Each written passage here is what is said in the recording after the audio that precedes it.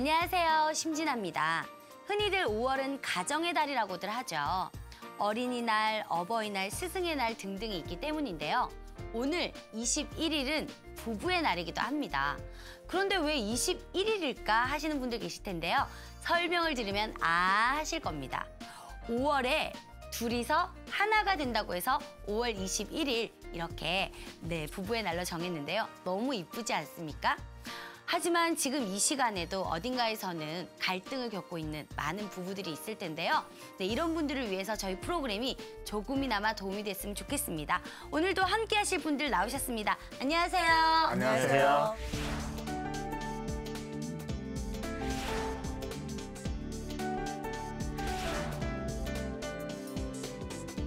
저번 주에 우리 출연하셨던 박재민 씨 기억나시죠? 예. 저희에게 직접 연락을 주셨는데요.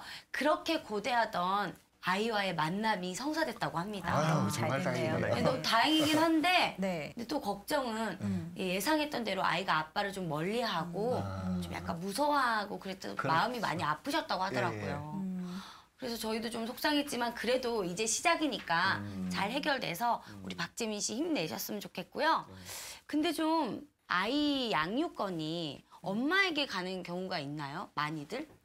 양육권은 주로 아이의 복리를 최우선으로 결정이 되거든요. 그래서 그 자녀의 나이, 성별, 그리고 부모 중에 누구와 더 친밀한지, 그리고 경제력 이런 것들이 다 고려가 됩니다. 특히 또 제가 기억하기로는 박재민 씨 같은 경우에는 아이가 출산된 이후부터 계속 장모님께서 아이를 양육하신 걸로 그렇게 기억이 나네요. 그래서 아이 입장에서 보면 외할머니랑 그리고 엄마랑 생활하는 것이 훨씬 더 편안하다고 생각될 수 있기 때문에 박재민 씨 경우에는 엄마가 양육권에서 더 유리하다고 볼 수 있습니다. 근데 만났잖아요. 네. 근데 우리 재민 씨 같은 경우는 아이가 좀 아빠를 무서워하고 아빠를 조금 거부하고 있다고 하거든요. 이럴 때 좀 좋은 방법이 없나요? 의사소통에서도 중요한 거는 신체 언어거든요. 아이가 자기한테 이제 상처 주는 말과 태도를 보여도 그 박재민님께서는 내색을 안 하시기를 바래요. 그렇죠. 내색 안 하시면서 내가 너를 너무 보고 싶어 했다. 그거를 좀 몸으로 나타내 주시는 게 좋고 언어로 표현하시는 건 좀 나중에 편지 이용하시는 게 좋고. 선생님 말씀하셨듯이 아빠랑 있을 때 편하고 재밌다는 인상을 줘야 돼요. 아이가 좋아하는 놀이를 한다든지 아니면 같이 게임을 한다든지 애가 좋아할 수 있는 걸 하면서 애가 즐거웠던 기억에 아빠와 같이 있었다. 이런 기억을 심어주는 게 지금 효과적일 수밖에 없을 것 같아요. 네, 맞습니다. 그래도 아빠잖아요. 피는 물보다 진하다고 하니까 우리 재민 씨 힘내셨으면 좋겠습니다. 저희도 기도하겠습니다.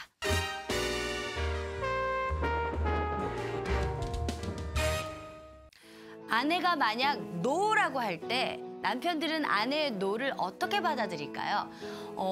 단순하게 정말 진실한 노라고 받아들이는 남편분이 많잖아요. 하지만 사실은 여자들은 간절한 예스일 때도 많거든요. 이렇듯이 남녀의 해석이 굉장히 다를 때가 많은데요. 그래서 준비한 코너 황승남자 금성여자. 자, 오늘은 또 어떤 사연들이 도착했는지 첫 번째 사연 만나보겠습니다. 안녕하세요. 33살의 결혼 6개월 차 새신랑입니다. 결혼 6개월이면 보통은 신혼을 즐기는 시기일 테지만 저는 이혼을 요구하는 아내 때문에 고민이 많습니다. 아내가 이혼을 요구하는 것은 2달 전 태어난 아이 때문인데요. 아내를 처음 만난 건 지난해 초 클럽에서였습니다. 활발한 성격에 이야기가 잘 통했던 아내와는 급속도로 가까워졌고 얼마 지나지 않아 아내가 임신을 하게 되어서 배가 불러오기 전 부랴부랴 결혼식을 올리게 되었습니다. 하지만 결혼 후 친구들은 혹시 모르니 아이의 유전자 검사를 해보는 것이 어떻겠냐며 말을 했고 저는 아내를 의심하는 친구들에게 확실히 보여주고 싶어서 아내에게 아이의 유전자 검사를 해보는 것이 어떠냐고 물었습니다. 하지만 아내는 어떻게 자기를 의심할 수 있냐며 유전자 검사를 할 거면 차라리 이혼을 하자고 했습니다. 민감하게 반응하는 아내의 행동도 의심스러워 결국 우겨서 검사를 하게 됐습니다. 검사 결과는 당연히 제 아이입니다. 하지만 이제 아내는 더 이상 자기를 믿지 못하는 사람과는 살기 싫다며 이혼을 요구하고 있는데요. 저는 아내와 이혼하기 싫습니다. 아내의 마음을 돌릴 방법은 없는 걸까요? 와, 여자로서 정말 화나요. 아니 저도 용서 못할 것 같아요. 근데 남자들이 그런 심리는 있어요. 이제 도서관에서 만난 여자와 클럽에서 만난 여자는 전혀 다른 종류의 아 여자가 뭡니까 있을 그게? 거라는 클럽에서 노는 여자가 도서관에서도 공부도 하거든요. 그럼요. 이제 그 상태를 못 봤으니까. 아니 이거는 정말 만에 하나 네. 약간 의심이 되더라도 믿어야 되는 거 아닙니까? 그렇죠. 네. 아 그리고 정말 궁금하면 아이가 태어나고 몰래 해보던가요. 몰래 해야죠. 근데 지금 제가 봤을 때는 아내분 입장에서는 남편이 나를 못 믿고 친구들의 말을 더 믿었다는 점에서 큰 배신감이 그렇죠. 들었을 것 아내분 같아요. 입장에서. 문제점이 제일 큰 부분은 그 부분 같아요. 그렇죠. 맞아요. 남자 여자가 워낙 다르다 보니까 남편은 이제 주위에 아마 친구들한테 그런 어떤 의심을 받았을 거예요. 네. 네가 클럽에서 만난 여자와 결혼을 했고 사실은 임신은 하고 나서 했으니까 네 애가 아니면 어떡하느냐. 이런 어떤 압박감과 의심에서 자기 와이프를 사랑하니까 당연히 자기 애일 거라 확신을 하고 와이프 누명을 벗겨주려고. 에이. 이렇게 아니요 남자들 그렇게 아주 단순하게 생각을 해요. 아니에요. 핑계 아주 같아요. 그건 아주 핑계 단순하게 같아요. 생각을 해요. 진짜 아니라니까요. 비겁한 변명입니다. 아니, 그렇죠. 진짜 사랑이라니까 그렇게 했는데 이제 여자가 그게 얼마나 많은 모멸감을 느낄지 상상을 못한 거죠. 아내의 성적인 문제로서 이런 그렇죠. 진짜 굉장히 너무나 화가 나는 일이거든요. 맞아요. 내 아이가 아닐 수도 있겠다라는 그런 생각이 있으니까 하셨을 거 아닙니까? 그러니까요. 네. 아닐 수도 있다라는 의심을 하시고 나서 검사를 네. 했다는 것 자체가 네. 네. 신뢰성이 조금 많이 그러니까요. 떨어지지 않았나 부부 사이에. 그렇죠. 그러니까요. 그러면 이렇게 친자 문제로 이혼하는 경우가 많아요. 요즘에 드라마 보면은 이 친자 소송 이 검사 많이 하잖아요. 예, 예. 네. 이런 걸로 많이 이혼하나요? 검사를 해보고 친자 여부를 확인해봤다 이런 사례로 이혼한 거는 저는 아직 제가 경험한 바는 없지만 만약 문제가 된다면 이런 사례 같은 경우면 제가 아내 입장이라면 정말 이혼을 하고 싶다라는 생각이 들 수 있을 것 같아요. 저는 이제 네. 제가 상담한 케이스는 사실 친자가 아닌 걸로 판명이 됐어요. 아들이. 근데 역으로 이제 남편은 이제 자기 아들인 줄 알고 한 8년, 9년을 키웠어요. 키웠는데 이제 우연히 이제 자기가 무정자증이라는 걸 남편이 알게 된 거죠, 검사에. 근데 결국 그 남편의 어떤 선택은 저기 이 가정을 깨기 싫다. 자기는 아들을 너무 사랑한다. 그래서 이제 아내에게 사실을 이야기하지 않고 자기가 알고 있다 사실을 이야기하지 않고 이제 그렇게 하면서 가정을 지키고 이제 잘 살고 계시는 경우가 있어요. 감동입니다. 네, 요즘 말로 상남자네요, 정말로. 그렇죠. 네, 와. 드라마 같은데요. 네, 정말 정말. 쉽지 않은데. 네. 근데 물론 그분이 많이 힘들었겠죠 처음에는. 그래서 그 대응하는 방법과 어떤 이런 부분들 이제 전문가들과 잘 협의하셔가지고 네.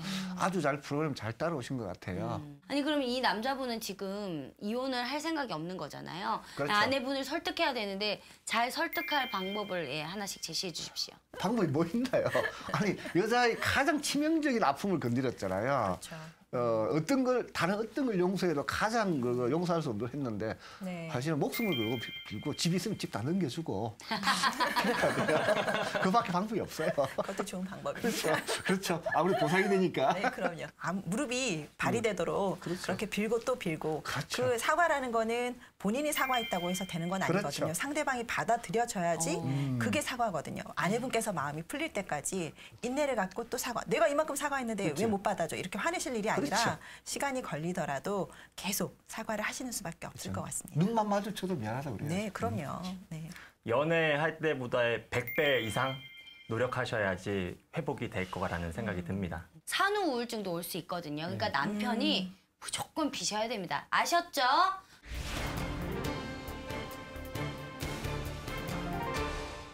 그럼 다음 사연 한번 만나보겠습니다. 22살 주부입니다. 남편과는 학교 동창으로 고교 시절부터 교제를 하다가 학교 졸업 후 혼전 임신을 하는 바람에 결혼식도 올리지 못한 채 아이를 낳고 살고 있습니다. 남들은 어린 나이에 엄마가 되어 안쓰럽다고 하지만 저는 후회하지 않습니다. 저를 보며 웃는 아이를 보면 세상 그 누구보다 행복하니까요. 하지만 최근 남편 때문에 고민입니다. 아이를 낳기 전부터 남편은 실내 경마장을 가끔 드나들었는데요. 당시에는 어린 나이에 아빠가 된다는 압박감에 스트레스를 풀러가는 거라고 이해했습니다. 또 자기 용돈을 나눠서 사용했기 때문에 걱정도 하지 않았고요.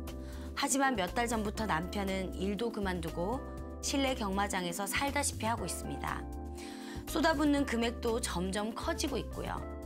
지난달에는 집 월세를 내려고 찾아놓은 돈을 가지고 가버리는 바람에 친정 아버지가 월세를 대신 내주시기도 했습니다. 아이는 커가면서 필요한 돈은 많은데 일은 하지 않은 채 도박에 빠진 남편. 저는 어떻게 해야 할까요? 와, 두 번째 사연도 굉장히 가슴이 답답하네요. 가슴도 답답하지만 마음이 너무 아픈데요. 지금 남편은 이제 도박 중독 수준에 빠져든 것 같습니다. 네. 본인의 의지만으로는 이제 해소가 될 수 없는 그런 상황인 것 같고요. 그래서 정신과적 치료가 필요하지 않나 이런 생각이 듭니다. 물론 이제 단도박 프로그램도 있겠지만은 지금 남편 상황을 책임감을 가지게 해야 돼요. 자, 월세를 도박장에서 잃었어요, 경마장에서. 네. 장인이 월세를 줬죠, 그죠? 그럼 또 하게 되는 거죠. 자기 책임이 아니잖아요, 그죠? 그러니까 자기 통제력을 이제 가지고 할 수 있는 부분은 없으니까 이런 부분 잘 통제해야 되고 장인이 잘못하신 것 같아요. 원인을 먼저 알아야 되지 않을까요? 이 남자가 도박에 빠지게 된 어떤 계기라든지 원인이라든지 어떤 심리적 불안 뭐 이런 게 있었을 수도 있었을 것 같아요. 왜냐하면 뭐 아내분도 마찬가지지만 남편분도 어린 나이고 그 어린 나이에 결혼 또 뭐 아빠 이런 게 굉장히 컸을 것 같아요. 심적 부담이. 심리적 부담감이 클 수밖에 없었던 상황을 겪었고 네. 그런 경우에 이제 보통 우리가 이제 게임 중독도 얘기 많이 하고 인터넷 중독 그리고 술 이런 문제를 보이시는 분들의 많은 경우가 큰 스트레스를 경험하시고 회피하는 행동으로 그러한 문제 행동을 반복하시는 경우가 많습니다. 현실 도피인 남편분 거죠. 그냥 도피죠. 지금 이제 도피하고 싶은 거죠. 너무 어린 나이 친구들은 다 이제 재밌게 놀고 있는데 자기는 이제 한 가정의 가장이 됐고 생활할 수 있는 가장의 역할을 제대로 하지도 못하고 이런 부분이 이제 현실과 다르죠. 근데 도박은 상상을 주잖아요, 그죠? 내가 여기서 특히 경마 같은 경우는 한번 터트리면 엄청 큰 금액이 나오잖아요, 그죠? 그래서 이제 한 방에 많은 걸 해결할 수 있다, 뭐 이런 식으로. 예. 남편분의 문제 행동을 주변에 많이 알리셔야 돼요. 친지들 돈 끌어다 쓸 수 있고요. 가족도 다 끌어다 쓸 수 있고요. 그리고 이제 그 사금융 다 쓸 수 있습니다. 지금 가정 경제가 파탄날 위기에 지금 처해 있다고 저는 보여집니다. 그래서 빨리 주변에 알려서 지금 통제를 해야 돼요, 남편분 행동을. 아까 말씀해 주신 것처럼 변호사님이 지금 스스로 끊는 단계는 지나치신 것 같아요. 월세까지 하신 거 보면은. 하나에만 빠지면 정말 안 좋은 것 같아요. 그게 건강도 나빠질 수 있죠. 어떤 내 주변. 네. 내 주변, 내 가족들도 아파할 수 있고 그러니까 우리 남편분도 하루빨리 도박에서 멀어지고 가정으로 돌아가시길 바랍니다.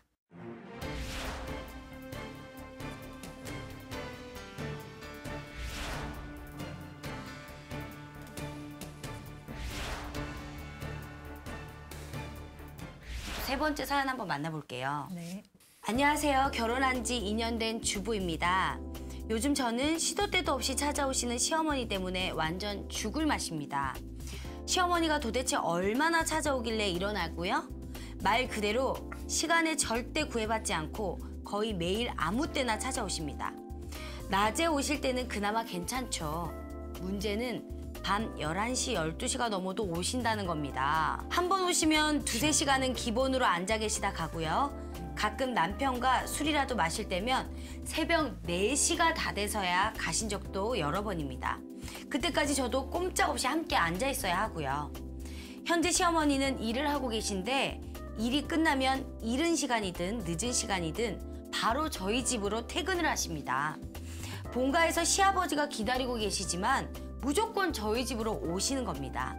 평소 시아버지가 가만히 앉으셔서 물 떠와라, 리모컨 가져와라 하는 잔심부름을 많이 시키는 편인데 그래서 집에 가기 싫다는 시어머니 마음은 이해합니다. 하지만 너무 늦은 시간에 자주 오니까 이제 싫어지려고 합니다. 남편에게도 시어머니 좀 말려보라고 했지만 남편은 왜 그러냐며 시어머니와 저 사이를 중재해줄 마음은 없어 보입니다. 요즘에는 시댁에서 먼 곳으로 이사를 가야 하나 하는 생각마저 들고요. 시도 때도 없이 찾아오는 시어머니 언제까지 참아야 합니까? 제가 생각했을 때 이미 충분히 참으신 것 같아요. 많이 참으셨죠? 네. 아니 저도 솔직히 낮에는 뭐 그럴 수 있잖아요. 근데 11시, 12시에 오셔가지고 4시까지는 정말. 이거는 뭐 자식을 위하시는 건지 아니면은 뭐 사정은 충분히 이제 이해가 돼요. 네. 되지만은 또 시어머니는 딸 같은 마음에 이제 편안한 마음으로 좋은 취지로 그러실 수가 있을 수도 있고요. 뭐라고요? 딸같이 편하니까.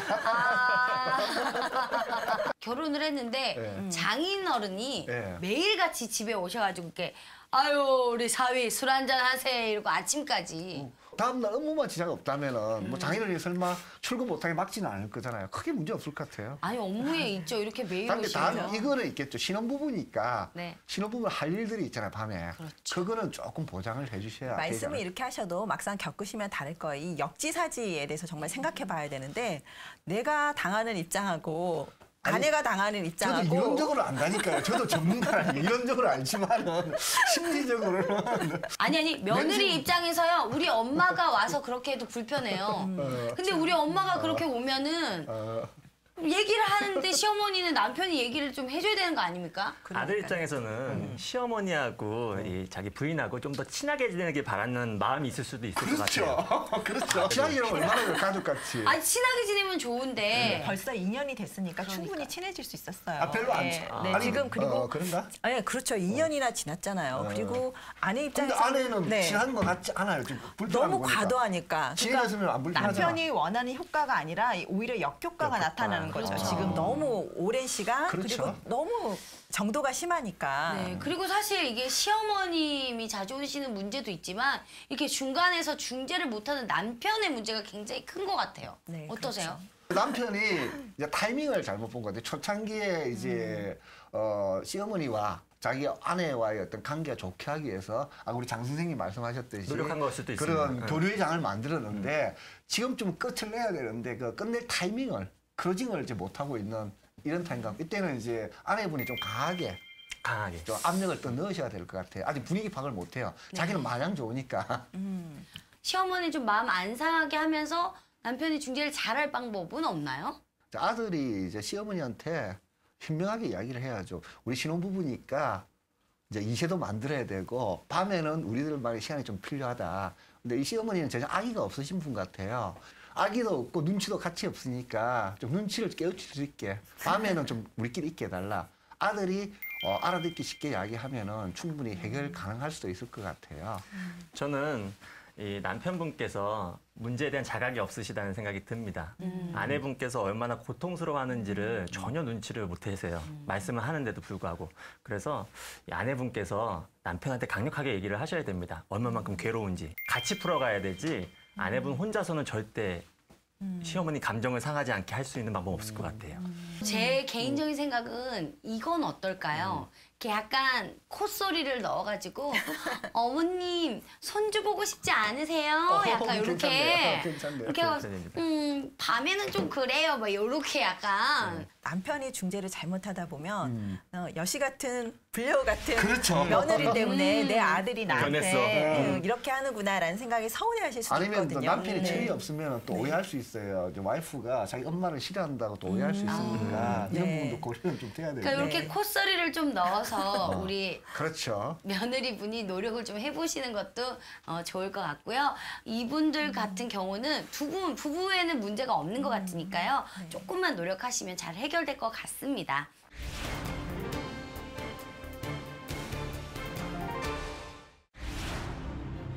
아내와의 잦은 다툼으로 지금 별거 중이시라는 뭐 이혼하자, 집을 나가, 뭐 이런 말을 종종 하면서 도박이라든지 이런 거 네? 초반과 이제 폭력도 행사했어요. 남편분이요? 예, 제가 그랬죠. 그 분이 어떻게 말로 표현을 썼는데요. 이번에는 경고등이 깜빡거리는 부부들의 고민을 들어보고 과연 이 부부가 직진을 해야 될지 멈춰야 할지 함께 고민해보는 시간을 갖도록 하겠습니다. 오늘은 아내와의 잦은 다툼으로 지금 별거 중이시라는 한 남편분이 고민을 신청해 왔는데요. 지금 전화 연결돼 있거든요. 여보세요? 네, 안녕하세요. 네, 안녕하세요. 네네, 네, 지금 아내분과 별거 중이시라고요. 네네. 네, 지금 상황을 좀 말씀해 주시겠어요? 18년 동안 살면서 사실 그 많은 다툼과 싸움을 했었어요, 종종요. 그러다가 이제 지난 2월에 크게 이제 싸우면서 뭐 이혼하자, 뭐 집을 나가, 뭐 이런 말을 종종 하면서 이제 폭언과 이제 폭력도 행사했어요. 남편분이요? 예, 제가 그랬죠. 심하게 때리지는 않고요. 이제 이제 받아들이기 나름이죠. 상대방에서요. 나가서 이제 친정에 가서 이제 다 얘기를 하게 된 거죠. 그래서 이제 그때부터 지금까지 떨어져 지내는 거죠. 혹시 잦은 네. 다툼을 하셨다고 하셨는데 무슨 사유로 싸움을 하신 건가요? 애 엄마가 지인들을 만나서 늦게 들어온다거나 이랬을 경우, 그리고 이제 집안 살림에 대해서 서로가 이제 안 맞는 게 있잖아요. 그럴 경우 이제 제가 제 중심으로 이제 하고 늦게 들어오는 것을 이제 싫어하고 그러다 보니까 이제 시비가 일어난 거죠. 사소한 거예요, 한마디로 말하면. 지금 상황을 들어보면 네. 남편분이 폭언을 하고 폭행을 하고 네. 그래서 결국 원인 제공을 하셨네요. 그렇죠. 그래서 그러면은 아내분이 지금 이혼을 신청을 하신 건가요? 제가 이제 홧김에 그러면 이혼하자. 음, 그래서 하게 된 거죠, 협의 이혼을요. 이제 서류는 제출했다가 그런데 지금 마음이 변하신 거예요? 저는 이혼을 홧김에 한 거지 진정성이 있어서 한 건 아니거든요, 이혼을요. 아유 근데 이혼을 누가 홧김에 그렇게 합니까? 참으셨어야죠. 그러니까 이제 아내분이 더 이해를 못하고 화가 더 나는 거죠. 당연히 저 같아도 화가 나는데 그러면은 그 이후에 후회하신 다음에 어떤 노력들을 하셨어요? 그 아내의 마음을 이제 되돌리려고 집에서도 아이들하고 지내면서 아이들한테도 이제 좋은 말로 가는 거만 하고 잘못을 뉘우치고 앞으로 잘할 것이다라는 것을 계속적으로 이제 메시지를 던지고 있는 거죠. 그럼 지금 자녀들은 우리 남편분하고 지내고 계신 거예요? 그렇죠, 예. 그러면은 평소에 자녀분들하고 시간을 많이 안 가졌었는데 지금 많이 갖고 계신 거예요? 그렇죠. 제가 이제 제 명은 이제 케어를 해야 되는 상황이니까요. 그럼 자녀들은 아빠랑 지내면서 아빠가 이렇게 네. 변한 모습을 좀 좋아하거나 인정을 하는 편인가요? 표현은 안 하지만은 그래도 지난번에 이제 애기 엄마가 이렇게 들었나 봐요. 좀 아빠가 조금 변함은 있다라고 이렇게 이제 전에 들은 것 같아요. 지금 어떤 이유가 있었기 때문에 네. 가볍지만 폭행까지 갔다는 이야기는 늦게 들어온 이유 말고 혹시 네네. 의심을 할 만하다든지 기분이 나쁜 이유가 있었나요, 선생님께서? 장인 장모께서 어떤 차별 아닌 차별 예. 또는 이제 저에 대한 어떤 무시하는 듯한 그 언사 이제 이런 것에 대한 어쩌면 오해일 수가 있는데 제가 괜히 화를 낸 거죠. 그러니까 애 엄마한테 화를 낼 수밖에 없는 그러면은 거죠. 처가댁에서 그렇게 한다는 이야기는 이외에 선생님께서 예전에 잘못한 일이 있을 것 같은데 혹시 예전에 잘못한 게 있으신가요? 그 어떤 도박이라든지 이런 것 예? 도박요? 옛날 오래됐죠. 예, 그것 때문에 이제 한번 문제가 불거졌었는데 그때는 이제 용서를 다 하셨죠. 아내분께서 네. 집을 나가신 행동을 하신 건 이번이 처음이신가요? 그때 이후에 두 번째죠. 두 번째 나가신 거예요? 그때 도박했을 때 이후에 두 번째요? 그렇죠. 이제 도박 금액이 얼마인지 좀 얘기 좀 해주세요. 2, 3천 원 될 거예요.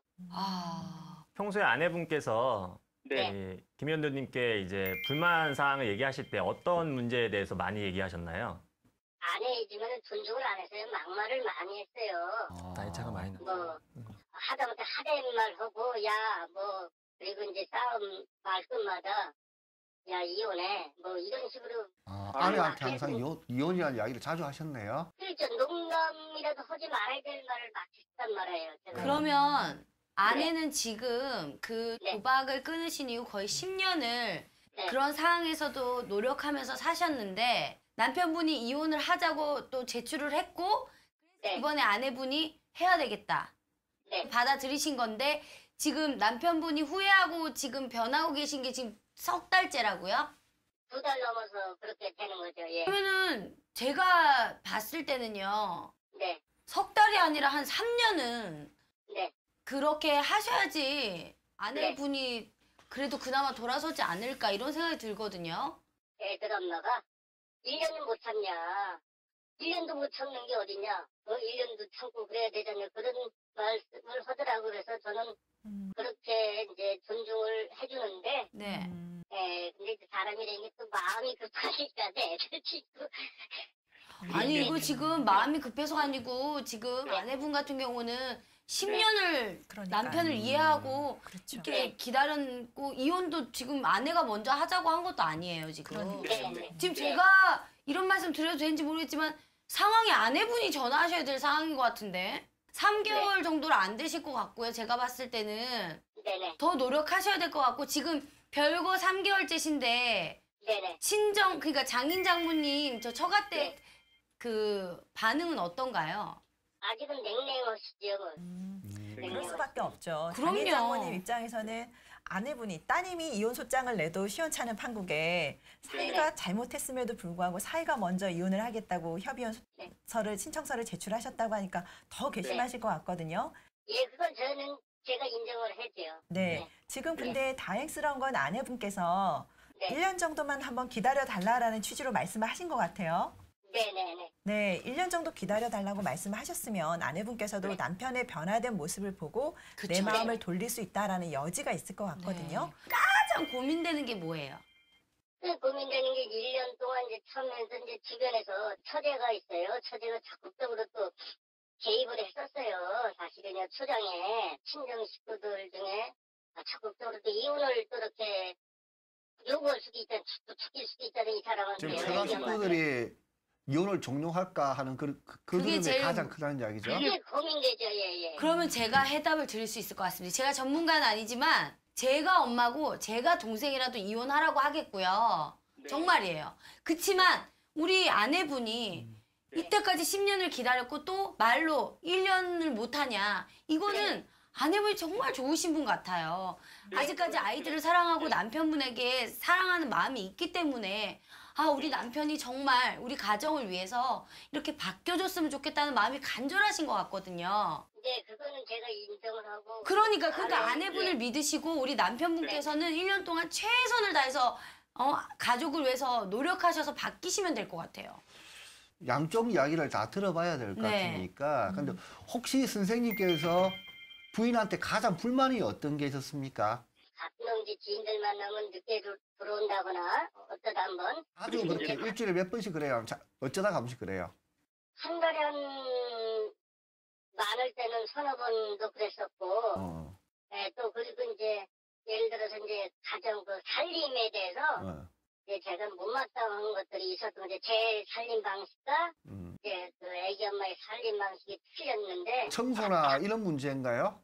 그렇죠. 뭐 그런 문제지죠. 뭐. 그러니까 제가 그걸 이해 못한 게 지금에 와서 많은 후회가 되고 네, 그러니까 아버님 이제 다 됐어요. 다 됐고 지금 오늘 기쁩니다. 왜냐하면 아버님만 노력하시면 1년간 노력하시면 이 모든 게 해결돼요. 네, 제가 지금 좀 조언해 드리고 싶은 거는 너무 서두르지 마세요. 맞아요. 그렇죠. 네, 아내분이 원하는 만큼 충분한 시간을 주시고 남편분이 계속 조급한 마음에 서둘러서 그렇죠. 퇴근을 하시면 그렇죠. 아내 입장에서는 남편이 변한 게 하나도 오. 없구나. 일방적으로 계속 자기 생각만 하는구나. 이렇게 생각할 수 있거든요. 그렇죠. 그래서 예, 지금까지 보이는 노력에 대해서도 그 과소평가할 수 있고 그리고 남편이 달라지지 않았다라는 실망감에 정말 이혼을 결심하실 수도 있으니까 남편분께서 조금 더 시간적 여유를 주시고 인내하시면서 아내분의 마음을 돌리기 위해서 노력을 다 하셔야 될 것 같습니다. 조금만 기다려주시면 되겠습니다. 그냥 마지막으로 우리 전화 연결됐으니까 사랑하는 우리 부인 아내분께 한마디 하시죠. 또 눈물이 나요. 남편분께서 정말 많이 네. 후회하고 계시나 봐요. 그렇죠? 네. 네. 이제 표현 방식이 좀 서툴렀던 거죠, 그러니까요. 남편분은 그동안. 또 눈물이 어떻게 말로 표현할 수 없는데요. 네. 저희 아내 정말 사랑하고 저희 아내 좋은 사람이에요. 정말로. 제가 놓치고 싶지 않은 그런 사람이고요. 저는 다른 사람 쳐다보지도 않고 이 사람뿐이 없습니다. 사랑합니다. 정말로. 아, 가슴이 불안해요. 정말 네, 너무 눈물이 픽 너무 도는데요. 뭉클했고요. 네. 남편분 네. 지금 그 마음이면 정말 진심으로 다시 잘 되실 거니까 네네. 울지 마시고요. 힘내세요. 네네. 그래서 너무 감사합니다. 조급하지 마시고요. 네. 저도 한 말씀 네네네네. 드리겠습니다.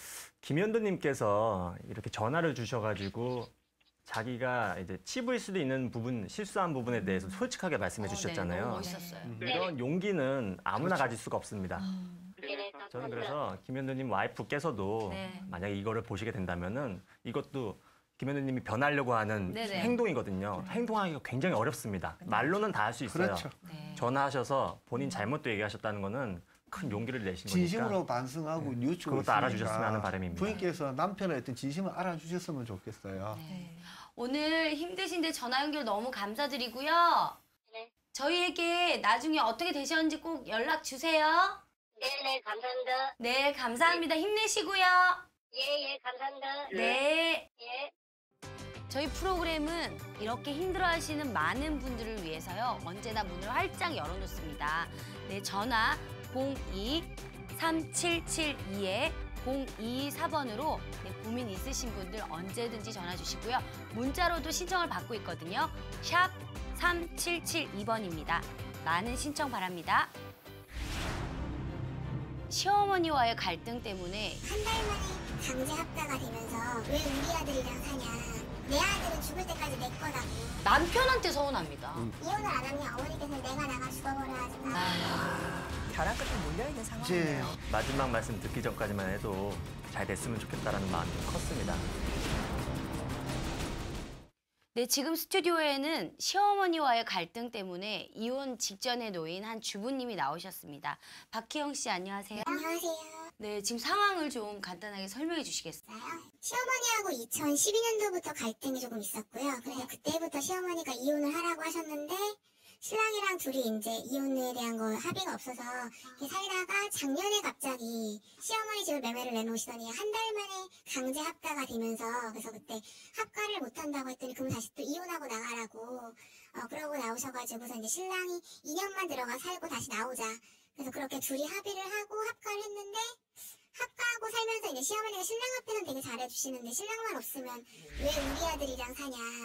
너 제발 너 혼자 나가서 너도 아직 젊으니까 너 좋아하는 다른 남자 만나서 살고 우리 아들도 좀 딴 여자 만나서 살자 계속 이렇게 하시고 인간도 아니다 뭐 이런 말씀을 하셨는데 한 번도 그걸 신랑한테 옮긴 적이 없었어요. 왜냐하면은 그 모자관의 관계를 제가 깨뜨릴 필요는 없기 때문에 그러다가 가끔씩 이제 한 달에 한 번씩 시어머니가 신랑 앞에서 이제 팡 폭발을 하세요. 이제 막 이제 소리를 지르시고 언성을 높이시면 박희영 씨한테요? 예, 그러면 이제 신랑이 그때 저는 이제 가드를 이제 시어머니 앞에서 시어머니 편을 들더라도 방에 왔을 때는 제 편을 한 번 들어줄 수 있는데 신랑은 처음부터 끝까지 계속 이제 시어머니 편만 들더라고요. 그래서 그것 때문에 둘이 이제 계속해서 이제 나쁜 감정에 쌓이다가 시어머니께서 이제 막 저한테 이제 다시 폭발을 하시면서 그래서 시어머니한테 저희 2년만 살고 나가기로 했던 거다. 그러니까 저는 지금 어머니를 참고 있는 중인데 앞으로 이제 1년 참았으니까 앞으로 1년 남았다라고 했더니 시어머니가 너 내가 우습게 보이냐고 그러시더니 그날 밤에 바로 신랑이랑 앞에다 놓고서는 니네 이혼하라고 난 이제 너네 더 이상 같이 사는 꼴 못 보겠고 너는 이혼밖에 답이 없는 거라고 그렇게 해서 2주 동안 질질 끌다가 결국에는 신랑이 어머니 뜻대로 이혼하겠다 라고 해서 그래서 제가 지금 짐 싸갖고 나온 상태예요. 결혼하신 지는 얼마나 되신 거예요? 2008년도에 했으니까 지금 8년 차 됐어요. 2008년부터 2014년도 6월까지는 분가에 살았었고요. 작년 6월 달에 합가가 된 거예요. 시어머니는 혼자 사시는 건가요? 네. 혼자 사세요. 사별하셨고요. 네네. 아버님이 신랑이 25살 때 갑작스럽게 사고사로 돌아가셨어요. 25살. 네. 남편분께서 네네. 시어머니께 의견을 좀 반하는 네. 얘기하는 적은 한 번도 없었나요? 신랑은 시어머니한테 100% 전적으로 항상 동의를. 왜냐하면 시어머니가 시아버지 돌아가셨을 때 굉장히 큰 상처를 받으셨대요. 그러면서 그때 이렇게 막 정신과 치료를 받으실 정도로 엄청나게 큰 충격을 받으신 것 때문에 그 이후로 신랑이든 신우건 시어머니 의견에 반하는 행동은 전혀 하지 않고 있어요. 저희가 결혼하고 지금까지 신랑이랑 여행 한 번을 못 가봤어요.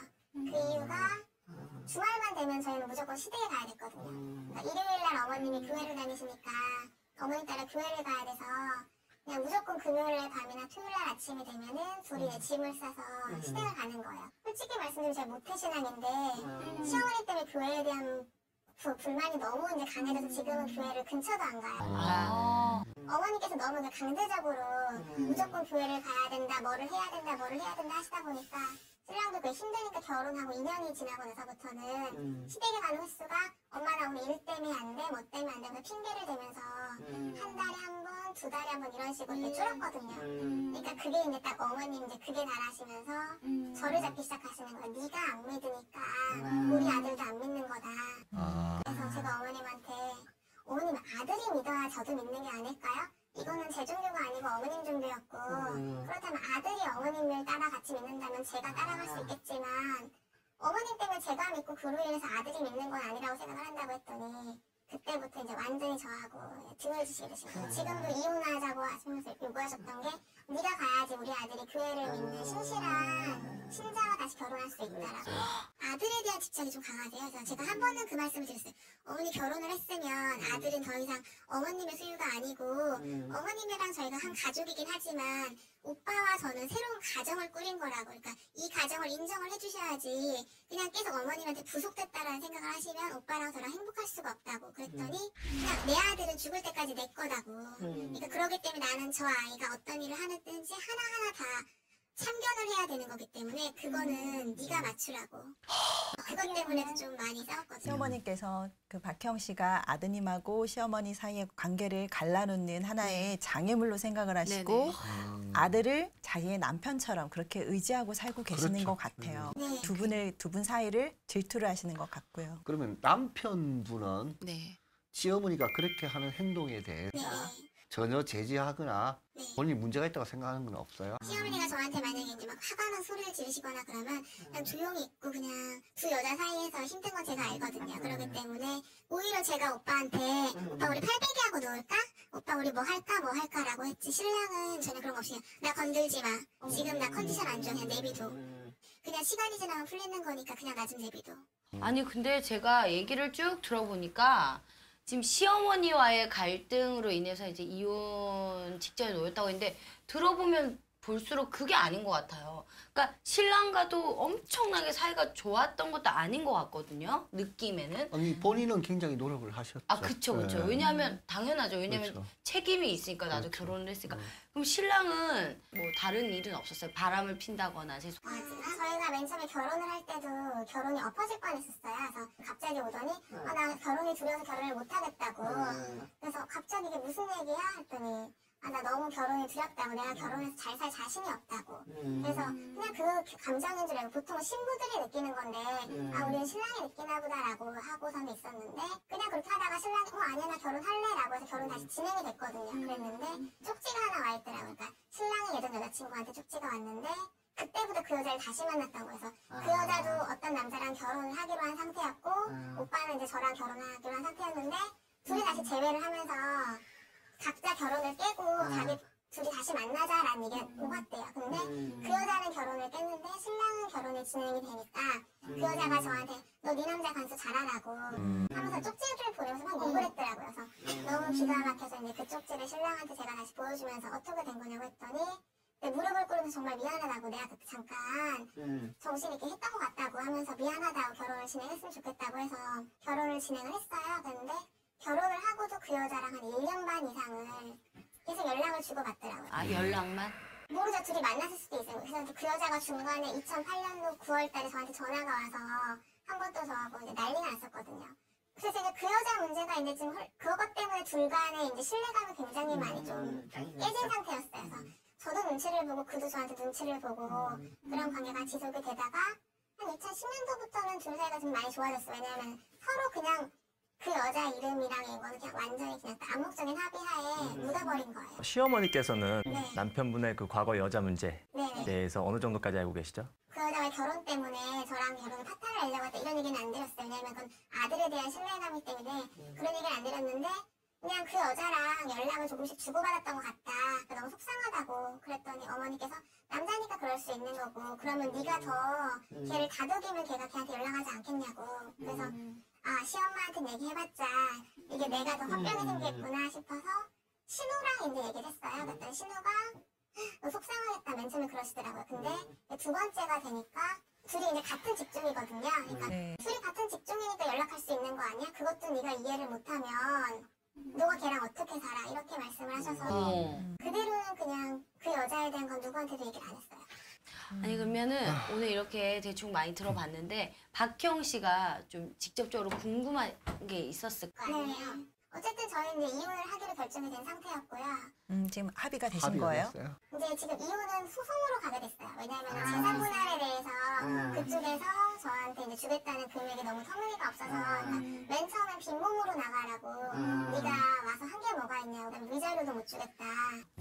네가 우리를 더 속상하게 했고 너 때문에 내가 머리 아파 죽겠고 아파 죽겠는데 내가 왜 너한테 위자료 줘야 되는 시어머님도 이렇게 나오시고 오히려 내가 받아야 되겠다. 네, 이렇게 말씀하시죠. 그래서 결국에는 이제 소송으로 가게 돼서 이제 근데 신랑이랑 저랑은 둘이 만나면 둘이 되게 차분하게 대화가 되는데 거기에 이제 어머님 얘기가 끼게 된다던가 돈 얘기만 들어가면 신랑도 막 변하는 스타일이라 굉장히 돈에 민감한 사람이에요. 남편분 급여가 얼마인지는 알고 계세요? 몰라요. 그죠? 네. 이렇게까지 오신 분들 대부분 보면 배우자분이 남편의 월급이 얼마인지, 남편이 사업소득이 얼마인지 모르시는 분들이 굉장히 많으세요. 그래서 소송 절차를 통해서 저희가 증거 신청을 해서 남편의 소득이 얼마인지 알아내곤 하거든요. 그래서 지금 남편분의 소득이 어느 정도 되신지 모르겠지만 분명히 박형 씨 말대로라면 생활에 기여를 했고 남편의 재산 증식에 분명히 기여하신 부분이 있기 때문에 재산분할 청구할 수 있습니다. 그리고 위자료 부분도 말씀을 들어보니까 어쨌든 양쪽 당사자 말을 다 들어봐야 되겠지만 지금 현재로서는 시어머니께서 원인 제공을 많이 하셨고 파탄에 원인 제공 많이 하셨고 또 남편분도 중간에서 적절하게 남편으로서 아내의 그 불편한 점을 해소하기 위해서 노력을 전혀 안 하셨고 오로지 결혼 전처럼 어머님한테만 순종하시면서 결혼 생활을 유지하셨기 때문에 이렇게 파탄에 이르게 됐거든요. 그래서 남편분한테도 위자료도 청구하실 수 있습니다. 저는 사실 남편분하고 박형님이 차분하게 대화가 다닌다는 얘기를 들으니까 소송보다는 협의로 가시는 게 좋지 않을까라는 생각이 듭니다. 금액 차원에서 합의가 안 된다고 하니까 이제 돈 문제도 이혼에 대해서는 합의가 됐는데 금액적인 문제하고 어머니의 관계만 아니면 두 분은 사실 다시 한번 애정이 없으신 것 같지는 관계 않으세요. 회복도 가능한데 이제 어머니라는 절대 넘을 수 없는 산이 있기 때문에 이제 남편 입장에서는 아내보다는 어머니가 우선이기 때문에 지금 뭐 어쩔 수가 없어요. 엄마와 아내를 놔두고 누구를 초이스하느냐. 이제 이런 형태인데 당연히 어머니는 낳아준 사람이니까 어머니 뜻을 따라야 되는 게 남편이니까 남편을 도와주는 도우미 정도의 역할이라고 이제 어머니는 생각을 아마 했던 것 같아요, 심리적으로. 저도 그래요. 솔직히 저는 결혼하기 전에 이런 생각을 많이 했어요. 아, 과연 내가 내 부모님보다 내 남편을 사랑하는 날이 올까? 왜냐면 난 엄마 아빠를 제일 사랑하니까. 근데 실제로 결혼을 해보니까 내 가정이 생기는 거잖아요. 그러면 아, 정말 내 남편이 엄마보다 더 좋은 날이 오는구나. 그걸 전 느낍니다. 원래 있던 내 가정도 소중하지만 새롭게 생긴 정말 내 가정에 대한 또 아이가 태어날 거니까 그 아이에게 또 든든한 울타리가 돼주려면 부부가 정말 첫 번째 우선순위로 사랑이 우선시 돼. 부부의 간의 관계가. 당연하죠. 그렇게 되는데 지금 속상한 건 우리 박경 씨 같은 경우는 그게 아닌 것 같아요. 지금 남편은 이렇죠. 자기 어떤 롤 모델을 제대로 인식을 못해요. 이제 아들에서 남편으로 넘어야 될 이 단계에서 그러니까요. 재미를 하지 전혀 못한 거예요. 그래서 저는 오히려 오늘 박혜영 씨가 시어머니와의 갈등이 아닌 것 같아요. 남편하고의 문제죠. 남편의 문제죠. 그렇죠. 저는 제가 만약에 박혜영 씨 입장이면 남편한테 서운합니다. 그렇죠. 아, 시어머니야 그럴 수 있어요. 홀 시어머니고 내 아들이 소중할 수 있다고 어떻게 보면 이해할 수도 있겠지만 내 남편이 나한테 이런다는 거 저는 굉장히 서운할 것 같아요. 그렇죠. 남편 하나 믿고 결혼을 그럼요. 하는 건데요. 네, 남편이 든든한 울타리가 돼줘야 그렇죠. 되는데 지금 그 역할을 방치하고 있기 때문에 가장 많이 그 부분에 대해서 네. 상처를 받았을 것 같거든요. 박형 씨 남편 같은 경우는 문제에 대해서 해결하려고 하지 않고 문제에 대해서 외면하시려고 하는 것 같아요. 그렇죠? 어머님의 문제점에 대해서 전혀 인식을 지금 못하고 뭐든지 다 박형 씨의 문제로 이렇게 몰아가고 있는데 또 아까 또 말씀하시기를 남편한테 풀려고 노력을 했는데 남편이 나 기분 나쁘니까 기분 안 좋으니까 건드리지 마 이렇게 말하고 넘어갔다는 거죠. 이런 분들은 자존심이 강하신 건가요? 아니면 나약하신 건가요? 뭐 의사소통 기술에 따라서 좀 차이가 있긴 한데 이제 남편분들 같은 경우는 말을 조리 있게 못하는 경우들이 가끔씩 있습니다. 네. 감정이 올라오다 보면은 부인들하고 의사 갈등에 있어서 이제 이기지 못하거든요. 네. 설득을 시키지 못하니까 아 얘기해도 안 먹히는구나. 그러니까 말문을 닫아버리는 분들이 가끔씩 생기시거든요. 회피하는 거죠. 회피하는 거죠. 회피 행동입니다. 도전을 했지만 항상 실패를 했기 때문에 이제 아예 회피하는 게 편하다고 느끼는 경우도 있습니다. 애교도 먼저 시도를 하시고 그런 네. 부분들이 굉장히 긍정적으로 네, 느껴졌거든요. 노력을 많이 하신 네. 것 같아요. 지금도 네. 사실 그래서 상황이 이렇게 됐지만 남편분이 이 부분만 바뀌었으면은 아직 나는 이혼을 고려할 수도 이혼을 좀 보류할 수도 있다라는 부분이 혹시 있으신지요? 지난주에도 만났는데 암만 생각을 해도 둘의 문제보다도 엄마와 나의 부딪힘 때문에 네가 가운데서 힘들었던 거니까 그러면 우리가 분가를 해서 잠깐 거리를 두는 건 어떻겠냐고 했더니 그러면 나와 엄마의 관계는 어떻게 돼? 오빠와 엄마의 관계는 자식과 부모의 관계이기 때문에 잠깐 떨어지는다고 절대 멀어지지 않는다. 지금은 그냥 우리의 가정을 먼저 지키는 게 우선순위가 아니겠냐고 그랬더니 자기는 엄마를 버릴 수가 없다고.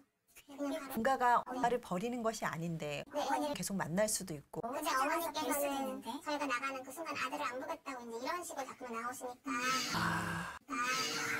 그리고 이혼을 안 하니 어머니께서는 내가 나가 죽어버려야지 뭐 이런 말씀 되게 많이 하세요. 남편께서도 지금 벼랑 끝에 몰려있는 이제 상황이네요. 이제 그렇죠? 아주 어려운 처지에 남편이 몰려 있는 거는 맞아요. 자기가 가장이잖아요, 그죠? 어머니한테도 가장이고 남편 역할을 해왔고 또 이제 우리 사례자님한테도 가장이나 남편 역할을 해왔다고요. 그러면 둘 사이 중재 역할을 본인의 몫이거든요. 자기가 제일 어리니까. 자기는 그 책임감을 못 이겨서 힘들어하는데 그럼 둘 사이에 소통이 안 되면은 그 소통을 사실 가장 남자들이 잘할 수 있는 기법이 이거예요. 고부간의 갈등이 있을 때. 자기가 욕먹는 거거든요. 아내가 잘못한 게 있으면은 자기가 잘못한 걸로 그 잘못한 거 자기가 덮어 써야 되고 아내가 자기가 잘한 게 있으면은 아내가 칭찬을 받게 해줘요. 예를 들어서 뭐 어머니한테 용돈을 주더라도 아내가 준 걸로 그쵸. 만들어줘야 된다든지 또 이제 아내가 잘못한 게 있으면 내가 시켰다든지 이래서 자기가 욕을 먹어야 돼요. 어머니한테도 마찬가지. 어머니가 잘못한 게 있으면은 아내한테도 그렇게 설득을 해야 되거든요. 남자는 중간에 낑겨 있으니까 아내한테도 남편 또 아들이니까 관계가 소멸되지 않잖아요. 그죠? 결국 욕 먹어봤자 두 사람하고 소멸이 안 되는데 고부간은 그게 아니라고요. 그렇죠. 서로 감정이 쌓이는 거거든요. 자기가 책임을 져야 되는데 남편분 같은 경우는 자기 스스로 아까 우리 장 선생님 말씀하셨듯이 책임을 회피하신 거예요. 오늘 듣다 보니까 처음에는 시어머니와의 갈등뿐이라면 왜 이혼을 그렇죠. 결심했을까 했는데 우리 박형 씨가 정말 그 긴 시간 동안 혼자서 노력도 많이 하신 것 같고 그리고 상처도 많이 받으신 것 같아요. 그렇죠. 지금 아들이 그렇게 하기 때문에 어머니는 계속 아들을 믿고 더 그렇게 심하게 할 수 있었던 것 같아요. 남편분이 지금 여태까지 어머님 말씀에만 순종해 왔기 때문에 이제 와서 박형 씨와 어떤 상담이나 이런 노력을 통해서 어머님으로부터 독립하기도 정말 어려운 것 같고 그래서 계속 계시면 상처만 받을 수밖에 없을 것 같거든요. 그래서 혼인관계는 이미 파탄이 난 걸로 보고 이혼 소송을 통해서라도 적절하게 재산 분할을 받으시고 위자료도 받으셨으면 합니다.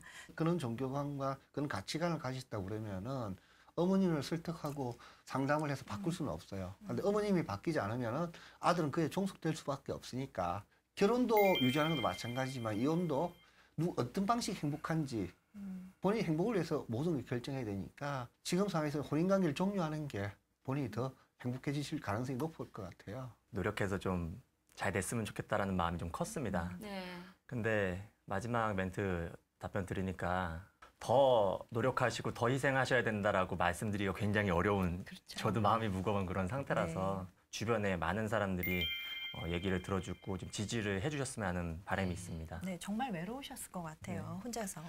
지금은 어떤 분노 때문에 에너지가 넘치지만은 이혼이 진행되면 진행될수록 힘이 빠질 수가 있으니까 그 대비를 하셔야 되고 우울증이나 이런 문제 아주 심도 깊게 좀 준비를 하셔야 될 것 같아요. 정말 내 옆에 있어주는 그 단 한 사람이잖아요. 내 남편이 그렇게 아픈 말을 하고 아픈 행동을 한다는 게 참 저 역시 같이 아팠던 것 같은데 이렇게 어려운 자리 해주셔서 너무너무 감사하고 우리 박형 씨 그래도 잘 참아오셨던 만큼 앞으로 더 힘내서 네, 잘 해결하셨습니다. 오늘 너무 감사드립니다. 감사합니다. 폭력을 휘두르는 남편 때문에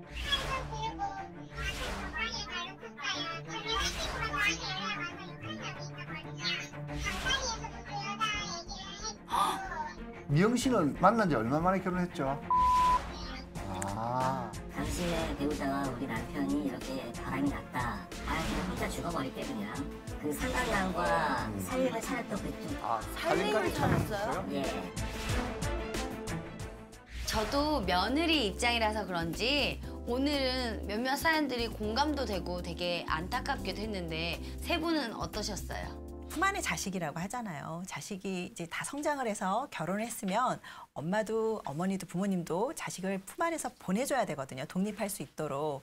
그런데 부모라고 해서 자녀의 독립적인 결혼 생활에 지나치게 간섭을 한다든가 또는 그 결혼 생활을 보면서 나랑 예전에 나의 결혼 생활과 비교를 하면서 자녀들의 결혼 생활을 질투한다든가 하면은 그 자녀의 결혼 생활의 행복은 점점점 더 멀어질 수밖에 없거든요. 올바르게 독립할 수 있도록 부모님께서 많이 좀 도와주셨으면 합니다. 얼마만큼 상대방이 내 얘기를 듣고 있는지, 듣고 있지 않는 사람한테 얘기해도 아무런 소용이 없습니다. 영향력이 별로 없습니다. 들어주려고 하는 마음만 조금만 생긴다면은 충분히 해결할 수 있는 문제들도 많다고 생각합니다. 저는 오늘 가장 기억에 남았던 부분이요. 전화 주셨던 남편분. 본인이 폭언, 폭행, 이혼하자고 했지만 지금 후회하고 다시 잘해보고 싶다고 하셨는데요. 제가 다 감사드리고요. 정말 잘 해결됐으면 하는 바람이 큽니다. 이렇게 이 프로그램을 하면서 느끼는 게 많지만 그중에서도 부부는 사랑보다도 믿음, 신뢰가 가장 중요하지 않나 이걸 제일 느끼고 있고요. 많은 위기에 빠진 부부들이 저희 프로그램을 통해서 조금이나마 도움이 됐으면 하는 바람이 큽니다. 네, 저희는 다음 주 이 시간 다시 찾아오겠습니다. 감사합니다.